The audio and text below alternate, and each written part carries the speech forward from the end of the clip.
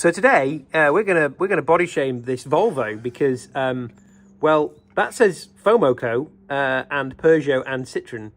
But this is definitely none of the above.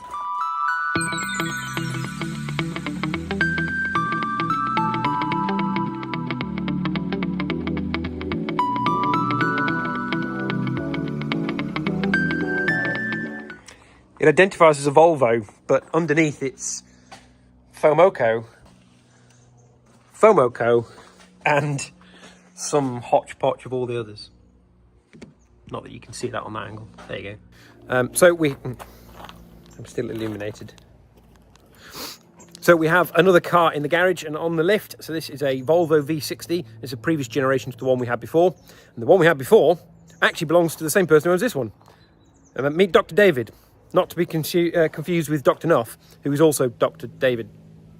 Anywho's, so Dr. David's car is on the lift and we're just doing a coolant change. So you can see we've got a hose pipe into the bucket. Not as much coolant as we were expecting to come out, but the coolant reservoir was full. And we've got some Prestone and we've got some deionized water ready to go back in. So while Dave is swearing at the coolant drain plug, which is a bit of a pain on these, this is what we're going to use. We're going to use some proper Prestone coolant, and we've got this lovely little coolant tester. So we did do a test on the coolant before, and it was coming up saying it's good for -12, which I think is just basically the lowest reading. So, you know, maybe good, maybe bad. What does the decimeter say? 3.6 Rontgen, but that's as high as the meter. 3.6. Not great, not terrible. Could do this, definitely. It's gone. So we're going to try and get it a bit further up here. We're going to go with, I think, 50-50 on the Prestone, which in theory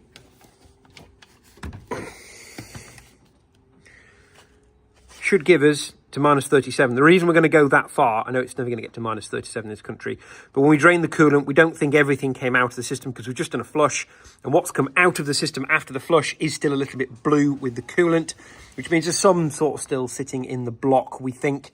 So if we go for a nice 50-50, then that's going to get diluted slightly.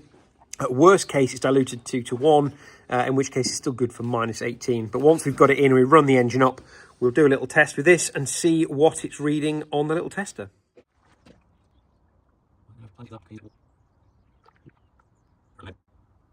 Just below the min.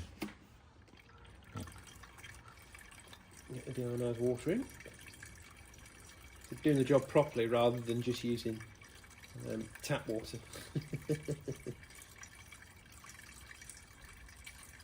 No one wants to try and descale an engine. No, well, then you end up doing what I had to do with the E30. The E30 had exactly that problem. And so it had to go, and the block had to be acid dipped. How's that looking? Just below max. Very good. Right, should we run it up, get some movement around the system, yep, and then top her up again? Right, we're going to start it up, run the cooling system round, see if it burps itself, and then top it up with anything extra it needs, and then we're going to do a little test and see if we've got the right level of coolant. Not bad for a Volvo that's done 175,000 miles. Always good for good mileage.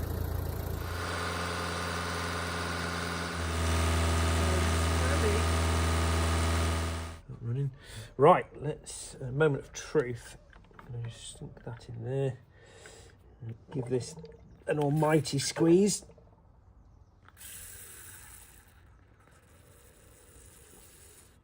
Now, that is covered in bubbles, so we have to give it a tap, get the bubbles off, so we're not affecting the buoyancy. And that is telling us we are about, that's a boil over, other side for the coolant. That reckons about -18 to -22, so I think we can afford a little bit more Prestone in there. It's quite a light colour. Now it's all mixed around the engine, and that's perfect because we're halfway between the min and the max, so we can add a little bit more in, nudge that towards the 22, and that should be its actual set point. Very good. What a cool little thing.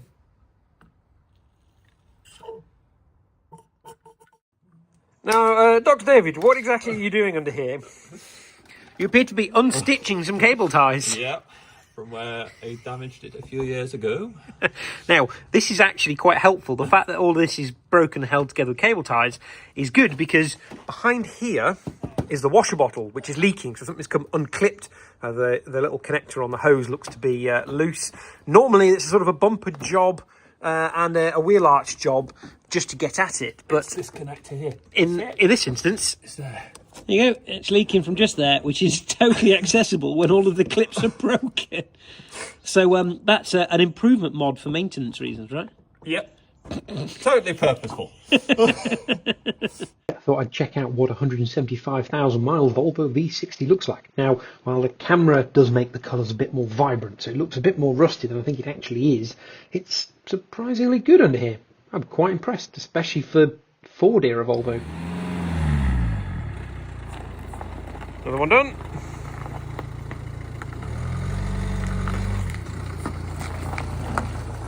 There we go. It's fluctuating a little bit because there's some bubbles coming out of the pipe. But yeah, it looks like we're settling around somewhere between 22 and 29, which is about where we want to be. Very good. That is from Volvo. Done.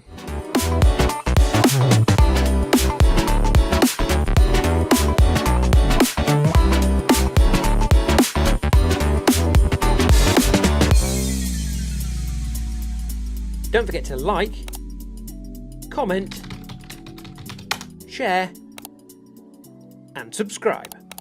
Thank you for watching. Next time on Automotive Tales, I predict the future. This headlight is being very intermittent. Now, on the earlier version of the A6C6, case in point,